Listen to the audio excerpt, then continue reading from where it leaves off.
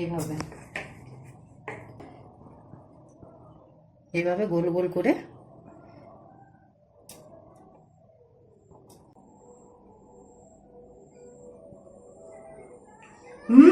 দারুণ।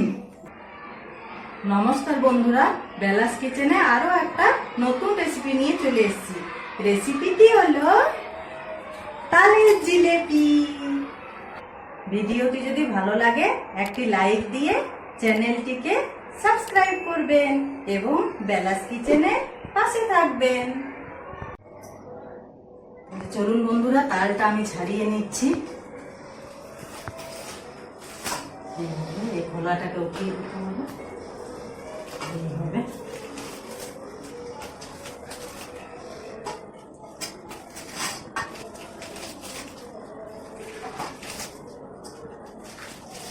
চলুন বন্ধুরা, তাহলে এটা ছাড়িয়ে নিয়ে এইভাবে আগের দুটো তালের রেসিপিতে আপনাদেরকে আমি গ্রেটারের মাধ্যমে বা জালিথারার মাধ্যমে দেখিয়েছিলাম। এবারে একটা নতুন পদ্ধতিতে দেখাবো। দেখুন, এই গামলাটার মধ্যে আমি জল নেব।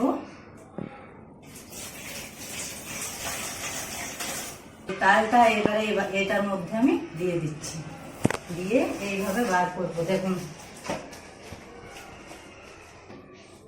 দেখুন বন্ধুরা, কি সুন্দর পাল্পটা বেরিয়ে আসছে। আপনারাও এভাবেই করবেন, তাহলে ধোয়াধুয়ির ঝামেলা থেকেও মুক্তি পাবেন। গ্রেটার, জালি থালা এগুলোতে ধোয়াধুয়িও করতে হয়। এইভাবে বার করবেন। দুটো আঠিরই পাল্পটা আমি বের করে নিয়েছি। দেখুন, এবারে এটাতে আমি ছেঁকে নেব। এইভাবে তালের পাল্প বার করলে আপনাদেরও খাটালিটা 4 গুণ প্রায় কমে যাবে বন্ধুরা।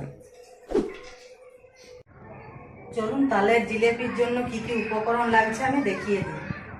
লাগছে তালের পাল্প 1 বাটি, সুজি 1 বাটি, চিনি 1 বাটি সিরা বানানোর জন্য, পরিমাণ মতো জল নিয়েছি, দুধ নিয়েছি, নুন একটু, ঘি, এলাচ, সাদা তেল। আগের ভিডিওতেও আপনাদের বলেছি যে তালের পাল্পটা একটু ফুটিয়ে নিলে তেতো ভাবটা কেটে যায়। চলুন বন্ধুরা, কড়াই আমার গরম হয়ে গেছে, আমি তালের পাল্পটা ফুটিয়ে নিচ্ছি।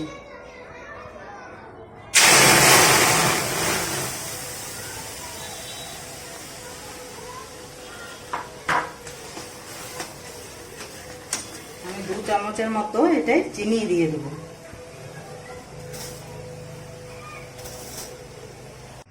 দেখেছেন তো, তালের পাল্পটা আমার ফুটে গেছে। এবারে আমি এটার মধ্যে 1 বাটি দুধ ঢেলে দেবো। লিকুইড দুধ আগের থেকে জাল করে নিয়েছি, 1 বাটি নিয়ে নিচ্ছি।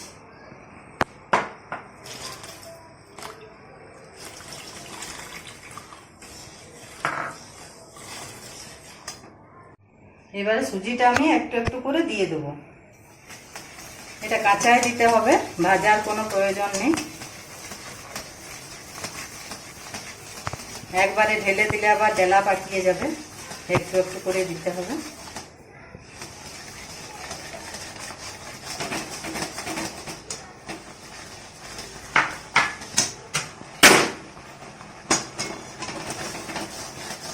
এইভাবে আমি একটা ডোয়ের আকার দিয়ে নেব।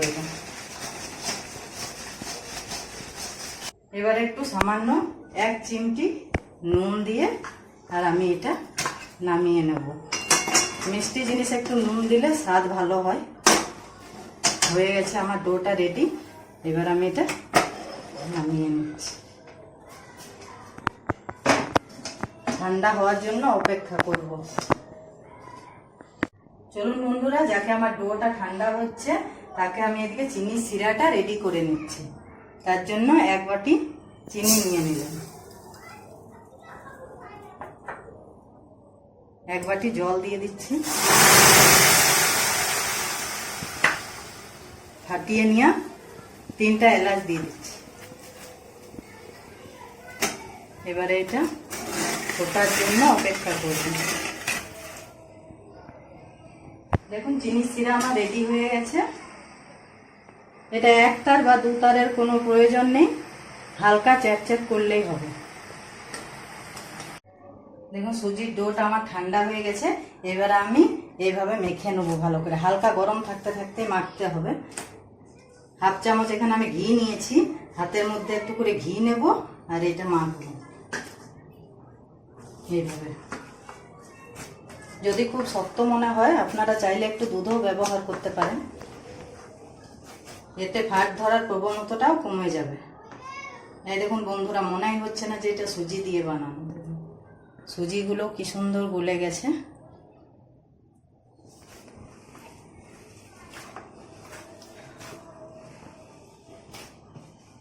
যত ভালোভাবে মাখবেন জিলেপিটাও ভালো হবে খেতে। দেখুন এবারে এগুলো আমি লেচি কেটে নেব।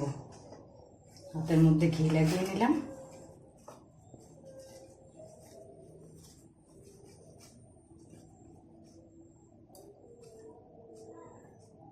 এভাবে লেচি কেটে নেব।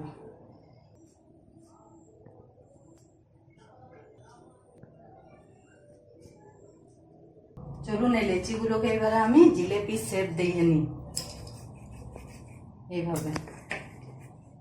এইভাবে লম্বা করে আমি আমার সুবিধার্থে স্ল্যাবের মাধ্যমে করছি।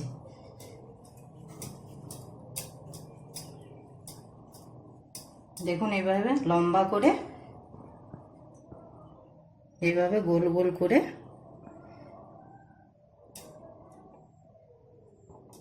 এই যে একটা হয়ে গেল। এইভাবে বানাবেন ঠিক যেমন ছানার জিলাপি বানাই আমরা সেইভাবে। আরেকটা করছি, এইভাবে বানিয়ে।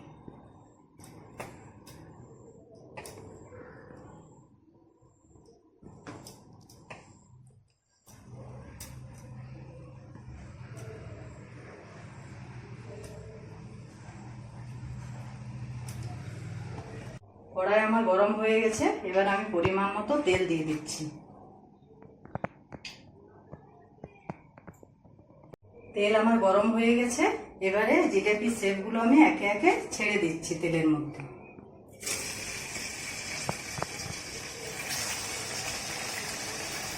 হালকা থেকে মাঝারি আঁচের মধ্যে এগুলো ভেজে নেব।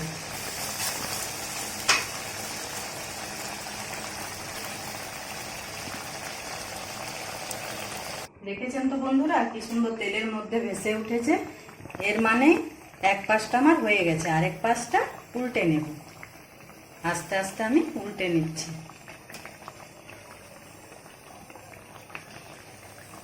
দেখেছেন কি সুন্দর গোল্ডেন কালার এসেছে।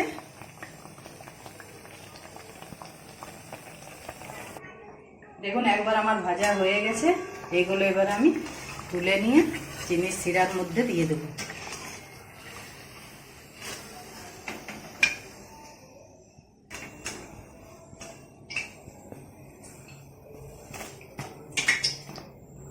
আমি কিন্তু কোনো কালার ব্যবহার করিনি, আপনারা চাইলে কালারও দিতে পারেন, কারণ তালের একটা নিজস্ব রং আছে। এগুলো এবার আমি চামচ দিয়ে ডুবিয়ে নেব।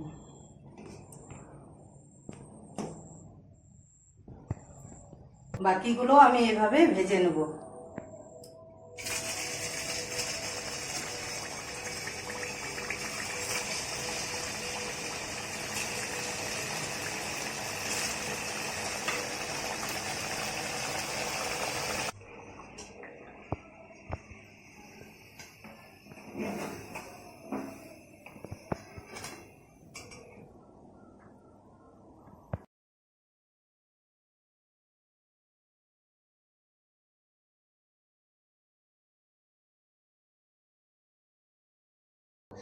টানটানা, তৈরি হয়ে গেল আমার চুটকির মধ্যে নরম তুলতুলে রসালো তালের জিলেপি। একটা ইউনিক রেসিপি বানালাম, আপনাদেরকে একটু খেয়ে না দেখালে কি হয়।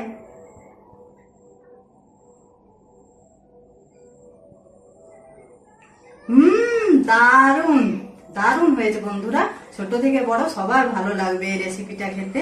যারা তালের গন্ধ পছন্দ করে না তাদেরও ভালো লাগবে। ভিডিওটি ভালো লাগলে একটি লাইক দিয়ে চ্যানেলটিকে সাবস্ক্রাইব করে নেবেন। অতি অবশ্যই সাবস্ক্রাইব করে নেবেন বন্ধুরা।